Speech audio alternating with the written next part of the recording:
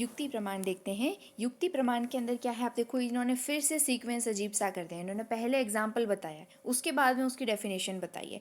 तो तुम्हें अगर पहले एग्जाम्पल से समझ में आता है तो ऐसे करो, मुझे तो पहले डेफिनेशन उसके बाद में एग्जाम्पल वाला चीज़ थोड़ा सही लगता है, इसलिए अपन पहले डेफिनेशन इसकी देखेंगे। तो युक्ति का मतलब क्या है यहाँ पे, युक्ति एक तरीके से ना, युक्ति के बहुत सारे अर्थ होते हैं। यहाँ पे आचार्य खुद बताते हैं, एक तो होता है युक्तिस्तु योजना या तो युज्यते, मतलब किसी चीज़ को जोड़ना, जोड़ने का जहाँ काम होता है वहाँ पे युक्ति काम आती है, पहली चीज़। दूसरा, हम किसी चीज़ की बहुत तरह की कल्पना करते हैं, जैसे मान लो एक है हर्षाली, ठीक है, एक तुम्हारे, अब तुम्हारे बैच में मैं ज़्यादा लोगों को जानती भी नहीं हूँ, एक ऐसा व्यक्ति जिसकी थोड़ी वात प्रकृति है, ठीक है, एक है हर्षाली, हर्षाली की थोड़ी सी कफज है, ठीक है। तो अगर इन दोनों को कोई, अगर ये डॉक्टर के पास में आते हैं मान लो, तो इनको अगर मुझे कोई फॉर्मुलेशन देना होता है तो मैं उस तरीके का देखूंगी, भाई हर्षाली को दूंगी तो कैसे दूंगी, थोड़ी अग्नि को बढ़ाने वाली चीज़ दूंगी, थोड़ी लंघन वाली अपतर्पक जो औषधि होती है वो दूंगी, क्योंकि उसकी कफज प्रकृति, मुझे पता है अग्निमांद्य रहेगा उसके अंदर। लेकिन सेम प्रॉब्लम को लेकर के कोई ऐसा व्यक्ति आता है जिसके अंदर वात प्रकृति है, मान लो मैं ही हूँ, ठीक है, तो मुझे कैसी ड्रग्स दोगे तुम, कि भाई ऑब्वियसली जैसी हर्षाली को दी थी वो अग्निमांद्य को थोड़ा सा अग्नि को तीव्र करने वाली ऐसी चीज़ नहीं दोगे, क्योंकि वैसे वात है तो उसके अंदर रुक्षता है, तो हमें कौन सी स्निग्ध औषधियाँ दोगे। तो ये सब सोच विचार करके जो हम काम करते हैं ना, प्लानिंग। तो पहली चीज़ जो है युक्ति क्या होती है, प्लानिंग। इससे पहले क्या बताया था मैंने तुम्हें युक्ति का, हाँ, संयोग, ठीक है, तो दो चीज़ों का जुड़ना। युक्तिस्तु योजना या तो युज्यते, योजना मतलब या तो प्लानिंग करके कोई चीज़ देना, फिर है युज्यते मतलब कि जोड़ना, तो योग वो भी युक्ति होता है। तीसरा रीज़न क्या होता है, तीसरा क्या होता है, रीज़न, जब हम रीजनिंग लगाते हैं किसी काम में कि अच्छा ऐसा हुआ था, ऐसा उस केस में ऐसा हुआ था ना, तो अब इस केस में भी ऐसा होगा, जहाँ पे हम रीजनिंग लगाते हैं। तो 3-4 ऐसे अर्थ होते हैं युक्ति के। तो थोड़ी सी कॉम्प्लिकेटेड चीज़ है युक्ति, लेकिन एग्जाम में बहुत पूछी जाती है, इसलिए इसको समझना। तो देखो ये डेफिनेशन जो है ये बिल्कुल आपको याद करनी ही करनी है। मैंने जब सेकंड चैप्टर पढ़ाया था तब क्या बोला था कि भाई युक्ति का जो महत्व है वो सेकंड के अंदर आता है। किसी को याद है युक्ति का महत्व, वो कोटेशन जो बताया था उसमें से थोड़ा थोड़ा कुछ। युक्ति जो होती है दो चीज़ का आश्रय होती है, पता है सेकंड चैप्टर के अंदर जो बताया था, किसी को नहीं पता?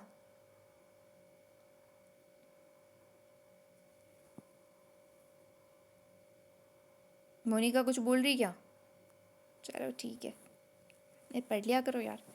जो युक्ति होती है, मैंने उसको एग्जाम्पल से तुम्हें बताया था कि अगर तुम जाओगे हॉस्पिटल और वहाँ पे अगर प्रेस्क्रिप्शन लिखते हो, तो कोई भी आपने फॉर्मुलेशन लिखा है, सितोपलादी भी लिखा है, तो उसमें क्या चीज़ लिखोगे, एक तो उसकी डोज लिखोगे, दूसरा डोज के बाद में हम क्या लिखते हैं, जो डॉक्टर की प्रिस्क्रिप्शन देखना उसमें BD-TD ऐसे करके कुछ लिखा हुआ होता है कि कितने टाइम दोगे। तो ये जो होगा ये मात्रा हो गई, ये क्या होगा, औषध को लेने का काल होगा। तो बोलते हैं मात्रा कालाश्रया युक्ति सिद्ध युक्त प्रतिष्ठिता। युक्ति जो होती है मात्रा काल के आश्रय होती है, और सिद्धि जो होती है वो युक्ति के अंदर ही होती है। युक्ति लगा करके जो चिकित्सक चिकित्सा करता है उसे सिद्धि ज़रूर मिलती है। मतलब कि मात्रा और काल देखो, तो भाई इसको याद करो, ठीक है। अभी याद नहीं है, अब आगे तुम्हें याद रहना चाहिए, मैं जब कभी भी पूछूंगी तो दो चीज़ें होती है जिसपे युक्ति डिपेंडेंट होती है, मात्रा काल। अच्छा, तो युक्ति का महत्व जो है वो सेकंड चैप्टर में है, लेकिन युक्ति की जो डेफिनेशन बताते हैं आचार्य वो यहाँ पे 11 के अंदर बताते हैं। क्या बताते हैं, ये कोटेशन आपको याद करना है, क्या है कि बुद्धि पश्यति या भावान बहु कारण योगजान युक्ति त्रिकाला साज्ञ या त्रिवर्ग साध्यते या। तो पहली चीज़ ये भी 3 काल वाली होती है, जैसे अनुमान अपना 3 काल वाला था वैसे ये भी 3 काल वाली है। फिर क्या है, तीनों वर्ग की सिद्धि का साधन है ये, तीनों वर्ग की इससे सिद्धि होती है। मतलब 3 वर्ग कौन से हो गए, किसी को पता है, कोई बता सकता है 3 वर्ग कौन से, एक चतुर 4 वर्ग होते हैं, 3 वर्ग होते हैं, किसकी बात करें, कुछ आइडिया, किसी को नहीं है, गुड, चलो 3 वर्ग है, जैसे अपन ने 4 चीज़ देखी थी ना। अच्छा, पुरुषार्थ चतुष्टय क्या होते हैं ये बताओ, पुरुषार्थ चतुष्टय, शाबाश, तो त्रिवर्ग क्या होंगे, इसी से रिलेटेड है, शाबाश, वेरी गुड, साक्षी भी बोल रही थी कुछ। हाँ, तो बिल्कुल यही है, सही बताया रुबीना ने। क्या है, धर्म अर्थ और काम, मोक्ष इसके अंदर नहीं आएगा, क्योंकि मोक्ष में हम कोई रीजनिंग नहीं लगा सकते। ये चीज़ है ना, ये मुझसे पूछा था कि युक्ति जो होती है, मुझसे सारे क्वेश्चन वाइवा में युक्ति युक्ति वाले पूछे थे, तो डेफिनेशन महत्व वगैरह सब पूछने के बाद में बोलते हैं कि युक्ति जो होती है वो 3 वर्ग की की सिद्धि क्यों करती है? चौथा जो मोक्ष होता है, युक्ति से मोक्ष की प्राप्ति क्यों नहीं होती है? तो ये थोड़ा सा स्पिरिचुअलिटी में चला जाता है कि युक्ति लगा दी मतलब अपनी योजना कर दी, प्लानिंग करके अगर अपन इससे कोई काम करते हैं तो हमें पता है कार्य कारण इफेक्ट से कि कोई भी काम करते हैं उसका फल ज़रूर आता है। और फल को भोगने के लिए मोक्ष का मतलब क्या होता है तुम्हें पता है? वापस रीबर्थ नहीं होता। मोक्ष का मतलब एक बार आपने जन्म लिया, फिर आप जैसे ही आपने शरीर को छोड़ा तो आत्मा चलेगी परलोक के अंदर, वो होता है मोक्ष। तो अगर आपने युक्ति लगा ली मतलब आपने कोई ट्रिक लगा करके काम किया, कोई कर्म किया तो आपको उसका फल मिलेगा, अच्छा किया तो अच्छा मिलेगा, बुरा किया तो बुरा मिलेगा। अब उस अच्छे और बुरे फल को भोगने के लिए भोगना भी तो पड़ेगा। अपने पास में आ गया, जब अपना बैलेंस बिल्कुल न्यूट्रल होता है ना, एक तो प्लस में जाता है एक माइनस में जाता है, अच्छे करोगे तो प्लस में जाएगा, बुरे करोगे तो माइनस में जाएगा। जब ये न्यूट्रल होता है तब मोक्ष की प्राप्ति होती है। तो अगर प्लस किया या माइनस किया तो फिर उसको भोगने के लिए वापस जन्म में आना पड़ता है, अपन को वापस रीबर्थ होना पड़ता है, रीबर्थ होता है। तो इसीलिए युक्ति अगर लगाओगे तो मोक्ष की प्राप्ति नहीं होगी, लेकिन हाँ ये 3 चीज़ों की प्राप्ति जरूर होगी। किसकी? धर्म की हो सकती है, अर्थ की, पैसा कमा सकते हो, और काम की, आपकी कामनाएं जो है वो पूरी हो सकती है। और इसी वजह से मोक्ष की प्राप्ति नहीं होती। तो मुझे नहीं लगता कि तुम्हारे लेवल पे ये पूछा जाएगा, तुम अभी छोटे हो, लेकिन फिर भी ध्यान रखना कि इससे मोक्ष की प्राप्ति नहीं होती और क्यों नहीं होती, ठीक है? ये भागवत गीता के अंदर आता है। चलो खैर, तो इसके अंदर क्या चीज़ याद रखोगे भाई युक्ति के अंदर कि ये अपनी 3 वाली थी, ठीक है? फिर क्या है, युक्ति 3 वाली थी और 3 का साधन, 3 वर्ग का साधन भी करती है, 3 वर्ग को साधती है। किसको करती है? धर्म की, अर्थ की और मोक्ष की प्राप्ति होती है युक्ति से। अब अपन इसके डेफिनेशन के अंदर आएंगे, थोड़ी सी कॉम्प्लिकेटेड है ये, इसको अब इसको समझने की कोशिश करना। ये पैराग्राफ पढ़ो, एकदम प्राण निकाल देने वाला पैराग्राफ है। क्या है? बहुकारणों के योग से उत्पन्न विज्ञात भावों के विज्ञात भावों, छोड़ो, अब अपन इसको ईजी करके पढ़ते हैं।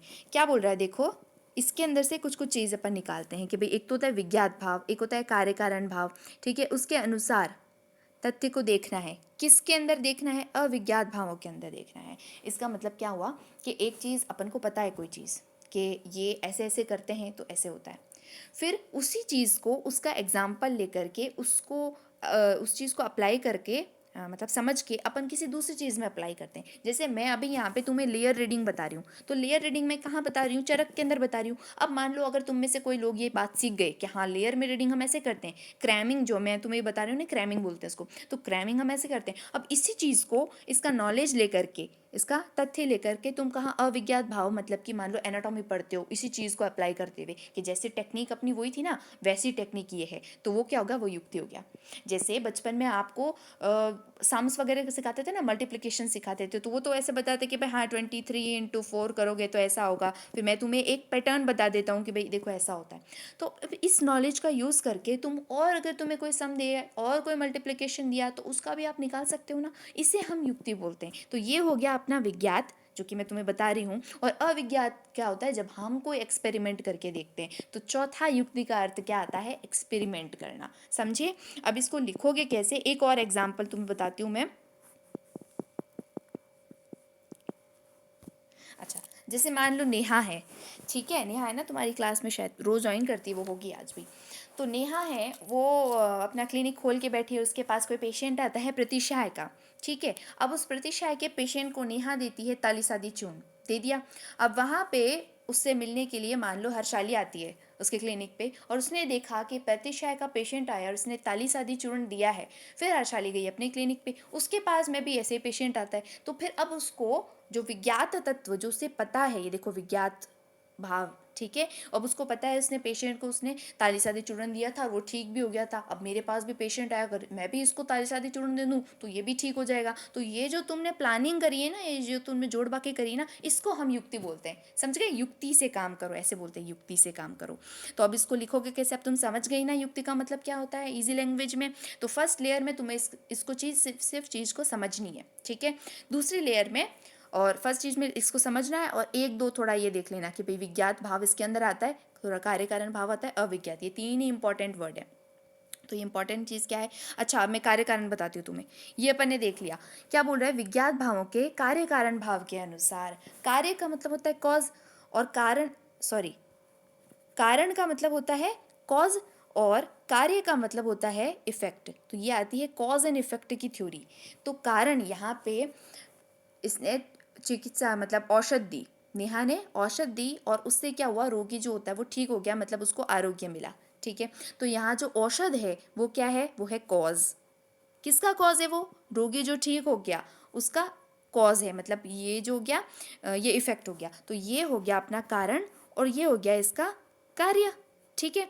अब हर्षाली ने क्या देखा कि ताली शादी का कारण कारण जो है वो ताली शादी बना और उसका कार्य क्या होगा? उसकी चिकित्सा में सफलता होगी। अब अगर इसको भी चिकित्सा में सफलता चाहिए, मतलब कि रोगी को आरोग्य प्रदान करना है, तो हर्षाली क्या सोचेगी कि अच्छा, अगर मुझे सेम रिजल्ट चाहिए तो मुझे सेम काम भी करना चाहिए। इसका मतलब मुझे कॉज जो है वो जो नेहा ने किया था वैसा वैसा कॉज मुझे भी चाहिए। समझ रहे हो ना? थोड़ा कॉम्प्लिकेटेड नहीं हो रहा है ना? तो ये होता है कॉज और इफेक्ट। तो विज्ञात भाव के अंदर हमें दो चीज़ देखनी है। क्या देखनी है? एक तो कारण देखना है, एक क्या देखना है कि इस कारण से कार्य क्या हुआ है, कार्य देखना है। फिर हमें उसका कारण देखना है कि ये किस वजह से हुआ। अब उस कार्य कारण के कंसेप्ट को जब हम अपने काम में अविज्ञात अर्थ अविज्ञात भावों के अंदर हम यूज अप्लाई करते हैं, तब हम उसे युक्ति बोलते हैं। तो क्या लिखोगे? विज्ञात भावों के या विज्ञात अर्थों के कार्य कारण भाव के अनुसार अविज्ञात भावों को देखना या अविज्ञात भावों के अंदर कर्म करना, उसे हम क्या बोलते हैं? युक्ति बोलते हैं। या फिर और ज़्यादा इजी लैंग्वेज में लिखोगे, ये बहुत ज़्यादा एकदम परफेक्ट आंसर नहीं होगा, लेकिन हाँ ये होगा कि विज्ञात भावों के मैं कार्य कारण को देखते हुए अविज्ञात भावों, क्या लिखोगे इसके अंदर? हाँ चलो ठीक है, जो भी हाँ विज्ञात, मैं भूल गई अभी, मैंने एक वो बहुत अच्छी सी चीज़ बनाई थी, अब मैं क्या डिस्ट्रैक्ट हो गई, थोड़ा सा कोई आ गया बीच में इस वजह से। खैर जो भी है, मैं तुम्हें लिख करके भेज दूंगी ये, ठीक है? एक बहुत अच्छे से लैंग्वेज मैंने बनाई थी अभी अभी। खैर चलो मैं बता दूंगी, तुम्हें समझ में आ गया ना? आया कि नहीं आया? मोनिका, मोनिका कटारा, मोनिका कहीं चली गई लगता है। मनीषा, किरण, अरे कोई है ही नहीं क्या क्लास में? हाँ किरण, क्या समझी तुम युक्ति के बारे में? कुछ थोड़ा बहुत बताओ, ज़्यादा मैं नहीं पूछ रही, बस थोड़ा थोड़ा।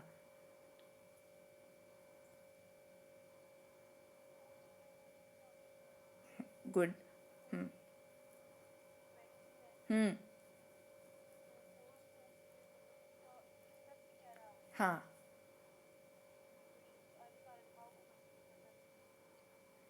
अच्छा। और थोड़ा थोड़ा और सोचो, कुछ एग्जाम्पल दिया था इसमें है ना। हर चीज, जो भी प्रमाण कोई भी चीज़ पढ़ो ना, एग्जाम्पल ज़रूर याद रखो, तुम्हें एग्जाम्पल से पता चलेगा। चलो ठीक है, और कोई बताएगा? अच्छा बताया आपने किरण, एटलीस्ट कुछ तो याद रहा। और कोई बताएगा थोड़ा बहुत? कोई नहीं बताएगा? ऐसे मत करो यार।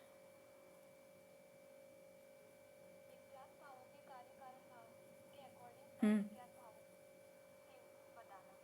अविज्ञात भावों को बताना, बिल्कुल रवीना ने सही बोला। हाँ यही चीज़, यही तुम लिख सकते हो इसने सही बोला है। ऐसा ही कुछ मैंने भी सोचा था, थोड़ा सा अलग था, पर हाँ ठीक है, ये अब तुम लिख सकते हो। ये पूरी तरीके से करेक्ट नहीं है, लेकिन हाँ ये सही है। इसमें से आपका आधा पाव नंबर थोड़ा बहुत अगर एग्जामिनर काटना चाहे तो वो काट सकता है, लेकिन वो नहीं काटेगा अगर तुम इसके अंदर श्लोक लिख लेते हो। श्लोक लिख लेते हो, फिर उसका एक्सप्लेनेशन तुम अपने अकॉर्डिंग कर दो। इसके अंदर क्या तीन चीज़ें याद रखनी है कि एक तो विज्ञात भाव होता है, एक उसका कार्य कारण होता है, तो विज्ञात भाव के कार्य कारण को देख करके अविज्ञात भाव के अंदर उसको अप्लाई करना। ठीक है, ये हम उसको ना तुम मिक्स लैंग्वेज में भी लिख सकते हो। ऐसे नहीं कि पूरा हिंदी लिखना है, हिंदी इंग्लिश मिक्स करके भी लिख सकते हो, तो अप्लाई करना और ऐसे छोटी छोटी चीज़ें तुम लिख सकते हो। साथ में उसका अगर एग्जाम्पल लिख दो तो बिल्कुल नंबर कटने की कोई पॉसिबिलिटी बनती ही नहीं है। श्लोक लिख दोगे, हिंदी अपने अकॉर्डिंग लिख दो, एग्जाम्पल मैंने तुम समझाई दिया है, तो ऐसा थोड़ा बहुत कुछ एग्जाम्पल लिख दो, बस हो गया अपना काम यहाँ पे। ठीक है।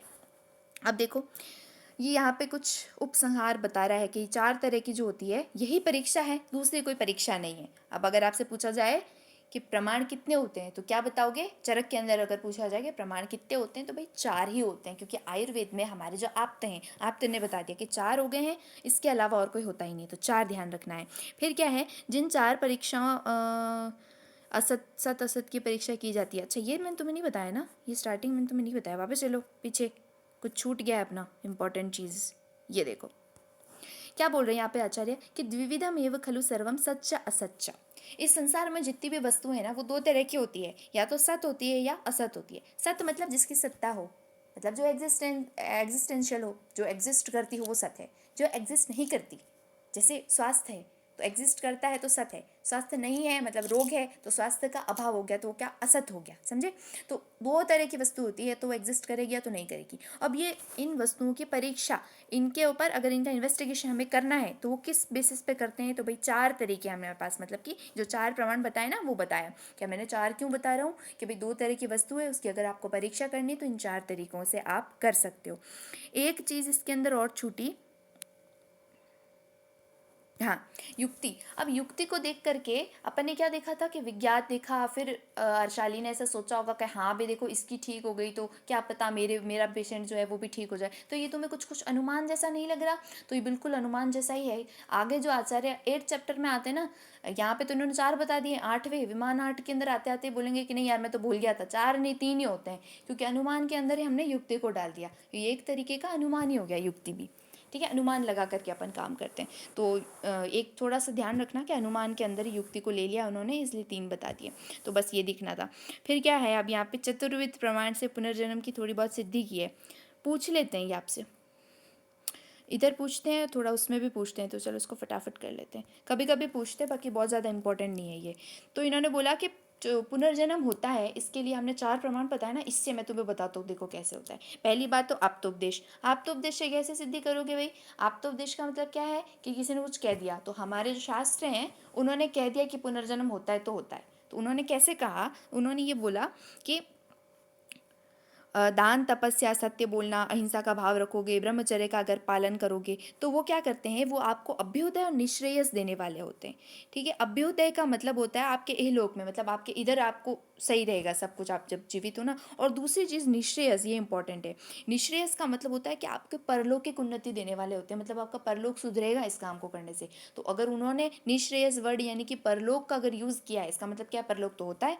तो पहला चीज़ क्या लिखोगे आप्तोपदेश के अंदर, कि इन्होंने क्या बोला है कि दान तपस्या वगैरह अच्छी अच्छी चीज़ जैसे अहिंसा वगैरह करोगे ना, तो उससे आपको निश्रेयस की प्राप्ति होगी, मतलब कि पारलौकिक अभ्युदय आपका हो गया, पारलौकिक उन्नति होगी। तो इसका मतलब क्या है कि परलोक होता है, इसका मतलब कि रीबर्थ भी होता है, पहली चीज़। दूसरी चीज़ क्या है, ये पहला। दूसरी चीज़ क्या है कि ये बोल रहे हैं कि जिनके मानसिक दोष शांत शांत नहीं हुए हैं उनके लिए मोक्ष का उपदेश नहीं किया, उनको मोक्ष नहीं मिलता। वही चीज़ है, देखो मानसिक दोष अगर शांत नहीं हुए, मतलब रज और तम है, रज और तम है इसका मतलब कुछ ऐसे काम करेगा वो उल्टे सीधे करेगा, तो उसका फल भोगने के लिए उसको वापस आना पड़ेगा रीबर्थ में, वो साइकिल के अंदर, तो उसको मोक्ष नहीं मिल सकता। तो ये इन्होंने मोक्ष की प्राप्ति किसके लिए नहीं बताई, मानसिक दोष वालों के नहीं बताई। अब ये अपन के लिए इंपॉर्टेंट नहीं है किसके लिए नहीं बताई है, अपन को बस ये देखना है कि इसमें मोक्ष वर्ड का इन्होंने यूज़ किया है। मोक्ष वर्ड का अगर यूज़ किया इसका मतलब क्या है कि भाई रीबर्थ होता होगा तभी तो मोक्ष का यूज़ किया है। तो इन्होंने देखो एक तो अभ्यु निश्रेयस का वर्ड का यूज़ किया है, दूसरा इन्होंने मोक्ष का यूज़ किया है। मोक्ष का यूज़ किया इसका मतलब क्या है कि भाई पुनर्जन्म जो है वो अपने होता है।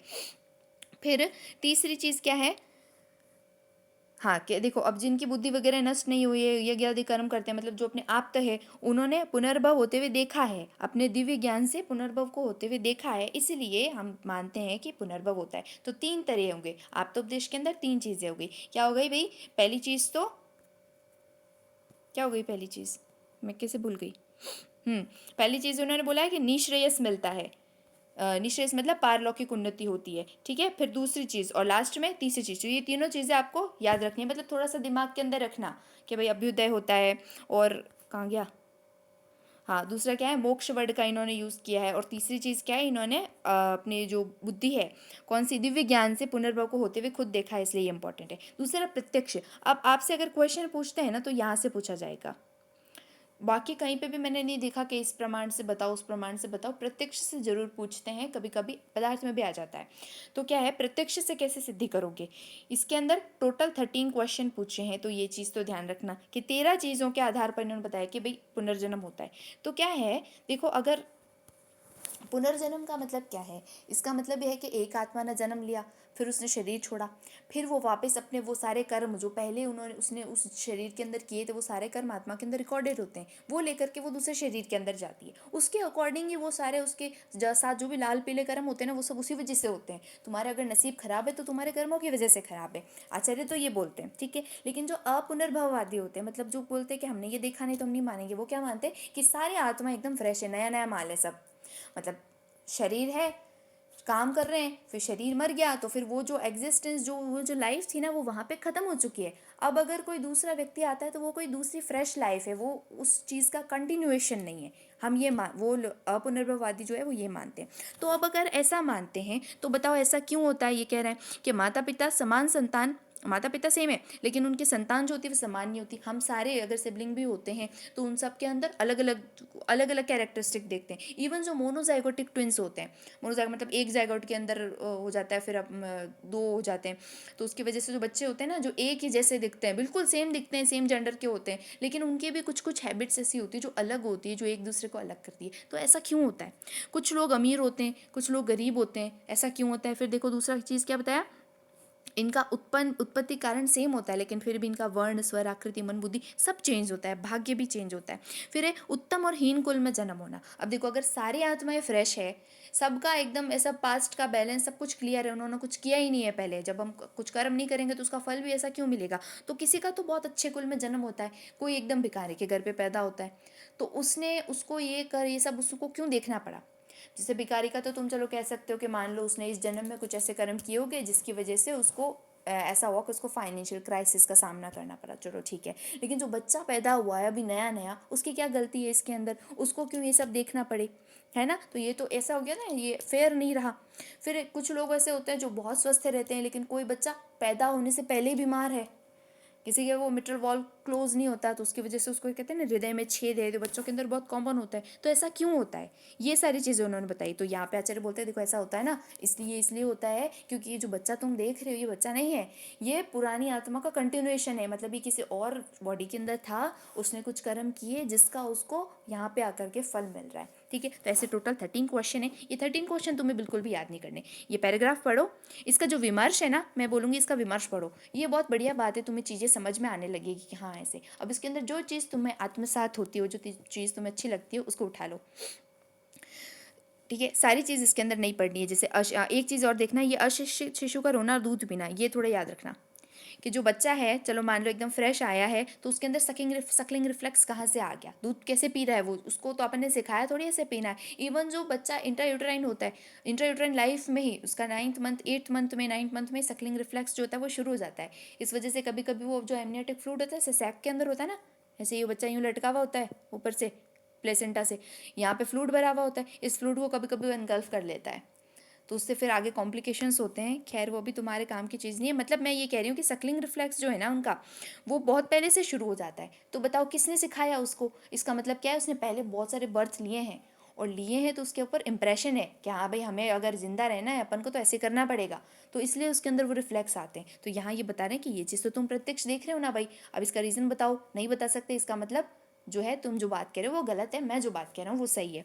तो पढ़ो, 5-6 चीज़ें इसके अंदर देख लेना और इसको अच्छे से दिमाग में बैठा लेना। बाकी क्वेश्चन आना रेयर ही है, बहुत रेयरेस्ट केसेस में आता है। एक चीज़ ये जरूर याद रखना, इंप्रेशन झाड़ने के लिए इसके अंदर टोटल 13 पॉइंट के अंदर इस बात को इन्होंने सिद्ध किया है। 13 तरह के क्वेश्चंस रखे हैं, जो अपुनर्भववादी होते हैं उनके सामने 13 तरह के क्वेश्चंस रखे हैं। ठीक है, फिर है युक्ति प्रमाण से पुनर्जन्म की सिद्धि। युक्ति प्रमाण क्या है? मतलब यहाँ पे अपन को रीजनिंग लगानी है, रीजन लगाना है। तो देखो क्या बोल रहे हैं, पुनर्जन्म की स्थिति में युक्ति क्या है कि 6 धातु के समुदाय से गर्भ की उत्पत्ति होती है। ठीक है, 6 धातु मिलेगी। 6 धातु कौन सी होगी? 5 तो अपने यहाँ पे, ये 6 धातु वो रस रक्त वाली धातु नहीं है, यहाँ पे जो धातु है उसका मतलब 5 तो महाभूत, और छठी धातु कौन सी? छठी धातु चेतना। तो 5 महाभूत और आत्मा जब जुड़ती है तब शरीर की उत्पत्ति होती है, ये बात अपन को पता है। एक चीज़, पहली चीज़, ठीक है। दूसरी चीज़ अपन को कॉज एंड इफेक्ट थोड़े से क्या पता है कि कोई भी अपन काम करेंगे तब हमें उसका फल मिलता है, अगर हम काम नहीं करेंगे, कोई कर्म नहीं होता तो उसका फल भी नहीं मिलता। मतलब यहाँ पे अब इन दोनों चीज़ों को देखो, अपने पास एक यहाँ पे कंसेप्ट है कि अगर काम करोगे तो उसका इफेक्ट आएगा, कॉज करोगे तो उसका इफेक्ट आएगा। ठीक है, दूसरी चीज़ ये क्या बोल रहा है कि अच्छा 6 धातु जब मिलती है ना, 6 धातु मिलती है तो जीवन की उत्पत्ति होती है। इसका मतलब क्या होता है? कॉज क्या हो गया? ये 6 धातुओं का मिलना, और इसका इफेक्ट मतलब कार्य क्या होगा? जीवन की उत्पत्ति हो गया। तो एक चीज़ अपन को ये भी पता है कि बिना कारण के, मतलब बिना कुछ किए उसका फल नहीं मिलता, और अगर कुछ किया नहीं तो उसका फल आएगा ही नहीं। सॉरी, अगर कुछ काम करोगे तो उसका फल ज़रूर मिलेगा, और कुछ नहीं करोगे तो फल नहीं मिलेगा। अब जीवन की उत्पत्ति हुई है ना, अगर हुई है इसका मतलब कुछ कर्म हुआ होगा। तो क्या है, ये 5 धातु का संयोग हुआ, ये संयोग के पीछे भी कोई ना कोई कारण ज़रूर होगा, बिना कारण के कुछ नहीं होगा।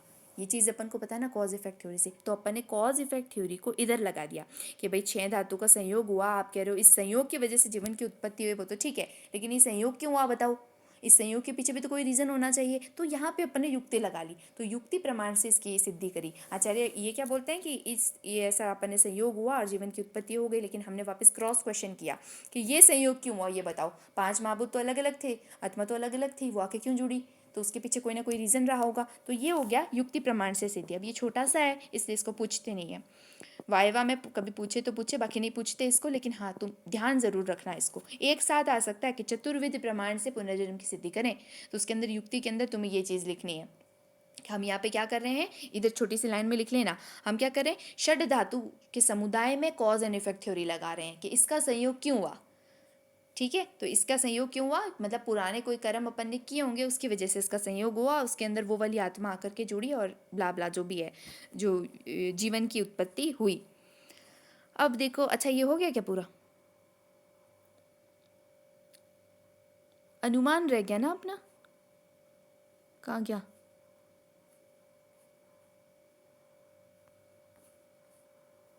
अनुमान रह गया। अनुमान इंपॉर्टेंट नहीं है, अनुमान में से कुछ भी नहीं पूछते, बस बैठे बैठे सोचो, वही है, अनुमान ही है। तो देखो क्या है, प्रत्यक्ष के आधार पर अनुमान किया जाता है। तो हमने पहले प्रत्यक्ष बताया ना कि बच्चा देखो हमने कुछ नहीं सिखाया फिर भी उसमें सकलिंग रिफ्लेक्स है, कुछ लोग ऐसे बहुत ज़्यादा अमीर है, कुछ बच्चा जो है वो पैदा होते बहुत गरीब है, बीमार है, तो इस सब का रीज़न क्या है, ये तो प्रत्यक्ष बता दिया। अनुमान, फिर हम अनुमान लगा के सोचते हैं कि अच्छा इसका रीज़न ये हो सकता है कि अनुबंधिकृत कर्म, मतलब देव जिसे हम भाग्य कहते हैं, इसका क्या रीज़न है, इसका भाग्य रीज़न है। वो भाग्य कहाँ से आता है, इसका क्या अनुमान किया कि चलो ये जो आत्मा है जो पहले जो दूसरे शरीर में थी, तो इसने कुछ ऐसे बुरे काम किए होंगे, इस वजह से उसको ये फल भोगना पड़ रहा है, तो ये तो अनुमान से सिद्धि हो गई। ये पूरा वही है जो कि हम सोच रहे हैं, तो इसके अंदर कुछ बात नहीं है। प्रत्यक्ष वाला इंपॉर्टेंट था, एक युक्ति वाला थोड़ा सा ध्यान रखना कि ये चीज़ क्या है। और आप तो उपदेश के अंदर मैंने 3 पॉइंट इसमें बताए थे कि भाई निश्रेयस बताया है, मोक्ष वर्ड का यूज़ किया, दूसरा कि महर्षियों ने खुद ने पुनर्भव जो है वो होते हुए देखा है। ठीक है, तो ये पुनर्जन्म की सिद्धि है जो आप समझ गए हो, और कल पढ़ के आना, कल हो सकता है कि मैं तुमसे ये चीज़ पूछूं, क्योंकि आज मैंने बहुत मेहनत करी है तुमको ये चीज़ समझाने में। ठीक है, तो इसको अच्छी तरीके से पढ़ के आना, अजीब अजीब से आंसर तो मत ही देना। चलो ठीक है, दे देना, कोई बात नहीं, लेकिन कुछ तो देना, कुछ तो बोलना। ठीक है, थोड़ा बहुत पढ़ कर के आना, कल पूछेंगे आपसे। आज की क्लास डिसमिस।